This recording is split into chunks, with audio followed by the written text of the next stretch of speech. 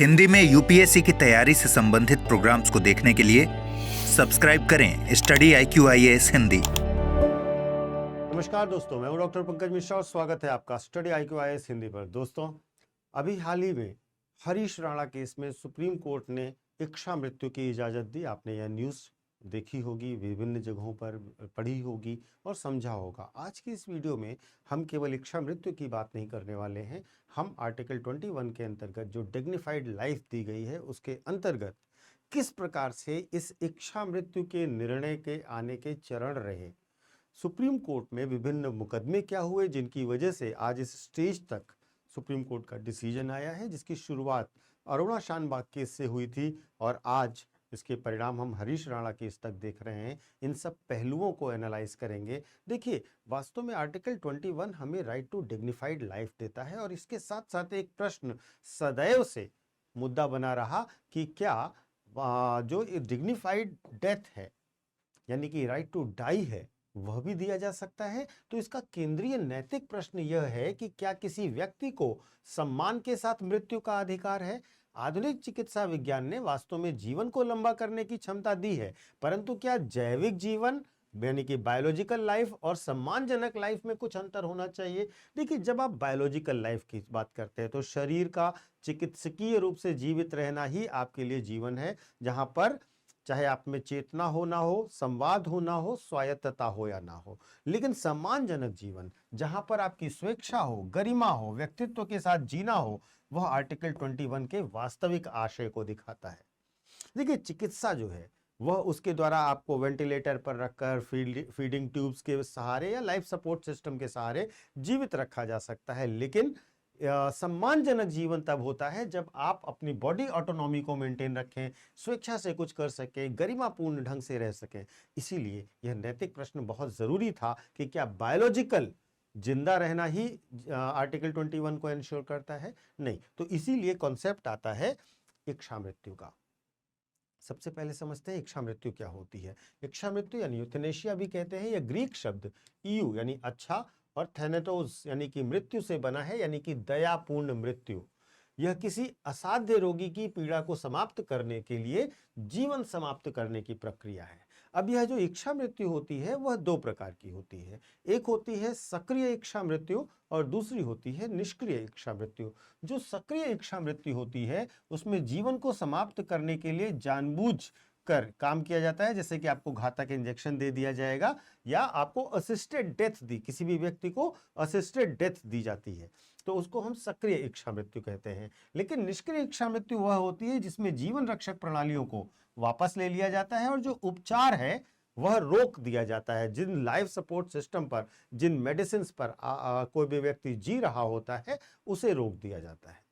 तो अभी जो निर्णय आया है वह निष्क्रिय इच्छा मृत्यु का है और भारत में केवल निष्क्रिय इच्छा मृत्यु अलाउड है और वह भी शर्तों के साथ। तो ध्यान दीजिएगा, सक्रिय इच्छा मृत्यु में जानबूझकर जीवन समाप्त करने का कार्य किया जाता है, जबकि निष्क्रिय इच्छा मृत्यु में केवल जीवन रक्षक उपचार को रोक दिया जाता है। ठीक है, तो यहां पर इस प्रकार की घटनाएं होती हैं। अब देखिए, यह मामला भारत में आया कैसे। भारत में यह मामले की जो शुरुआत है, जो गंभीर शुरुआत है, वह होती है अरुणा शानबाग केस से। यह एक युगांतरकारी मामला माना जाता है। यह मामला भारतीय न्यायपालिका में इच्छा मृत्यु पर पहली संवैधानिक बहस का केंद्र बना। देखिए, जो अरुणा शानबाग जी थी वो KEM अस्पताल में नर्स थी और इनके साथ नृशंस उत्पीड़न किया गया और गले में जंजीर से इनका गला घोटा गया।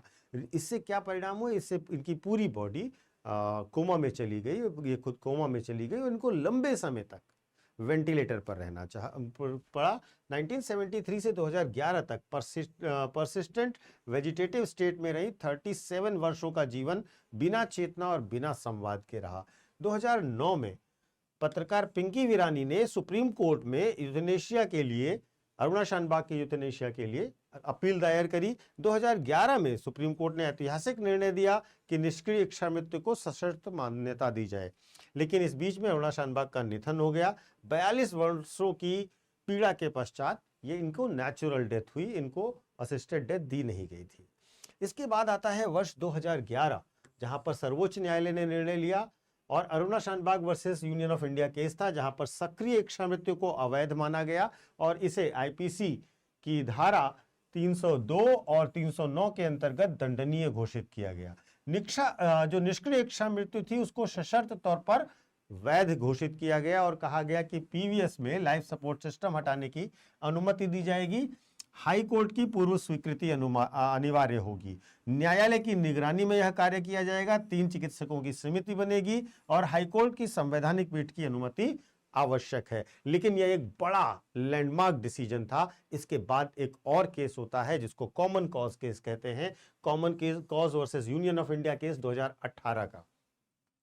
इसमें 5 जजों की संवैधानिक पीठ बैठती है और 5 जजों की संवैधानिक पीठ आर्टिकल 21 की व्याख्या करते हुए एक ऐतिहासिक निर्णय देती है। सबसे पहले वो आर्टिकल राइट टू लाइफ में जो आर्टिकल 21 है उसमें सम्मानपूर्वक मृत्यु के अधिकार को भी सम्मिलित करती है और कहती है यह मौलिक अधिकार है। दूसरा एक कॉन्सेप्ट आता है लिविंग विल का, यानी कि इसमें आप अग्रिम निर्देश दे सकते हैं जहां पर व्यक्ति अपने पहले से अपने उपचार को अस्वीकार कर सकता है और लिख सकता है कि अगर मुझे कुछ हो तो ये निर्णय पहले से मैंने लेकर रखे हैं।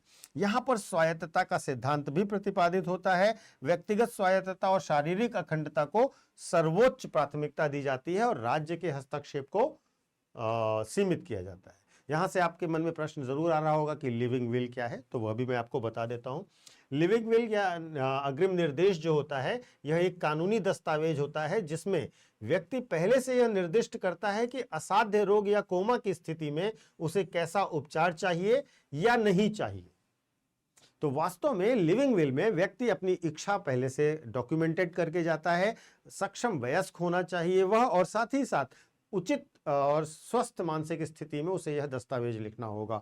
दूसरा, 2 गवाहों के सामने इसे लिखना होगा, इसको नोटिफाई और नोटरी कराना पड़ेगा और जुडिशियल मजिस्ट्रेट के समक्ष इसका निष्पादन किया जाएगा। और तीसरा, मेडिकल बोर्ड इसकी समीक्षा करेगा और मेडिकल बोर्ड की समीक्षा के पश्चात उसके निर्देशों का पालन किया जाएगा और उसके निर्देशों का पालन करने के लिए डॉक्टर और फैमिली दोनों लोग बाध्य होंगे।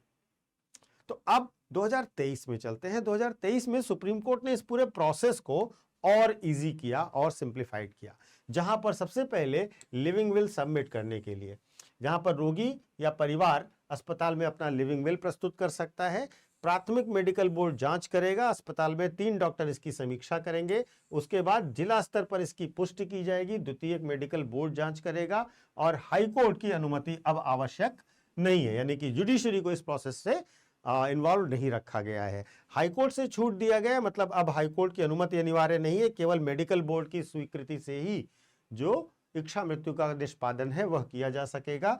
द्विस्तरीय बोर्ड बनाया गया जिला स्तर पर और अस्पताल के स्तर पर, और इसमें जो नौकरशाही की प्रक्रिया थी उसमें कमी करने का प्रयास किया गया।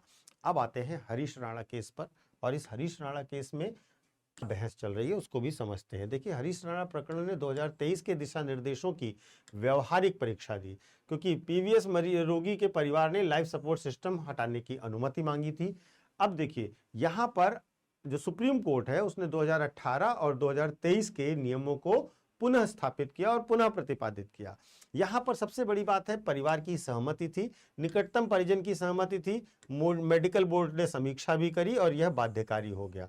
मेडिकल बोर्ड की भूमिका को भी समझिएगा, चिकित्सीय और नैतिक दोनों आयामों में बोर्ड का निर्णय अंतिम माना गया। तो सुप्रीम कोर्ट ऑफ इंडिया ने क्या कहा? The right to die with dignity is an indispensable facet of right to life and life with dignity, यानी कि सम्मान पूर्वक जीवन जीने में सम्मान पूर्वक मृत्यु भी निश्चित तौर पर शामिल है। और यह मामला दिखाता है कि कानून अब केवल न्यायालय तक सीमित नहीं है, बल्कि चिकित्सा संस्थाएं और परिवार भी इस नैतिक बहस के केंद्र में है। अगर हम ग्लोबली देखें तो ग्लोबली क्या स्थिति है, तो देखिए, जैसे नीदरलैंड है, वहां पर एक्टिव इच्छा मृत्यु है और इसमें 2002 से है, लेकिन सख्त सुरक्षा उपाय हैं। बेल्जियम में भी वयस्कों और टर्मिनल बीमारी वाले बच्चों के लिए कानूनी है सक्रिय इच्छा मृत्यु। कनाडा में MAID 2016 से कानूनी, 2021 से इसको और विस्तार दिया गया। स्विट्जरलैंड में सहायक आत्महत्या कानूनी है, कोई निवास आवश्यकता भी नहीं है। जबकि भारत में केवल निष्क्रिय इच्छा मृत्यु को मान्यता दी गई है और साथ ही साथ लिविंग विल और बोर्ड की मंजूरी को भी रखा गया है। देखिए, भारत के सामने कुछ अपनी चुनौतियां भी हैं। सबसे पहला नैतिक द्वंद्व है। धार्मिक और सांस्कृतिक मान्यताएं बनाम व्यक्तिगत स्वतंत्रता का संघर्ष है, क्योंकि धार्मिक और नैतिक मान्यताएं इस प्रकार से मृत्यु को उचित नहीं मानती हैं। दूसरा, कानूनी विकास की आवश्यकता है। संसद द्वारा समग्र एंड टू लाइफ लेजिस्लेशन बनाए जाने की आवश्यकता है। संसद को इस पर एक विस्तृत कानून बनाना चाहिए। सक्रिय इच्छा मृत्यु पर भी बहस है, जहां पर भारत नीदरलैंड मॉडल की ओर बढ़े। नैतिक और चिकित्सकीय और न्यायिक समीक्षा इस संबंध में भी अपेक्षित है। और यूपीएससी के दृष्टिकोण से देखें तो इच्छा मृत्यु आर्टिकल 21, राज्य की भूमिका, न्यायिक सक्रियता और विधायी शून्यता, इन सब के बीच में आदर्श उदाहरण है और इसको आपको ध्यान देना चाहिए। अब इसके बाद मैं आपको अपने सोशल मीडिया हैंडल्स बता देता हूं। यूपीएससी मेंटोर पंकज सर के नाम से आप मुझे कनेक्ट कर सकते हो इंस्टा और टेलीग्राम पर। यहाँ पर आपको मेरे सारे वीडियोस के लिंक मिल जाएंगे और आप इस पूरे डिस्कशन को बहुत ध्यान से नोट करिएगा। अगर आप यूपीएससी की तैयारी कर रहे हैं, ये जो डेवलपमेंट्स हैं ये आपके लिए प्रश्न में आ सकते हैं, इसीलिए इसको आज स्पेशली डिस्कस करा है। और जो बच्चे यूपीएससी की तैयारी कर रहे हैं उन बच्चों के लिए एक छोटा सा अनाउंसमेंट भी है। हमारे यहाँ 200 से ज़्यादा यूपीएससी के रिजल्ट्स इस बार आए हैं और इस कारण हम लोग मना रहे हैं सफलता महोत्सव। इस सफलता महोत्सव में आप भी पार्टिसिपेट कर सकते हैं। किस प्रकार से? अगर आप हमारे यहाँ एडमिशन लेते हैं, यूपीएससी का कोई भी बैच ज्वाइन करते हैं, तो आपको 60% ऑफ मिलेगा और डबल वैलिडिटी भी मिलेगी। तो देर मत कीजिए, जल्द से जल्द ज्वाइन कीजिए, क्योंकि ये बहुत ही लिमिटेड पीरियड का ऑफर है। और ज्वाइन करने से पहले पीके लाइव कोड जरूर लगाइएगा, क्योंकि इसी कोड से आपको यह डिस्काउंट ऑफर मिलेगा। Thank you so much. Hindi में यूपीएससी की तैयारी से संबंधित प्रोग्राम्स को देखने के लिए सब्सक्राइब करें स्टडी IQ IAS हिंदी।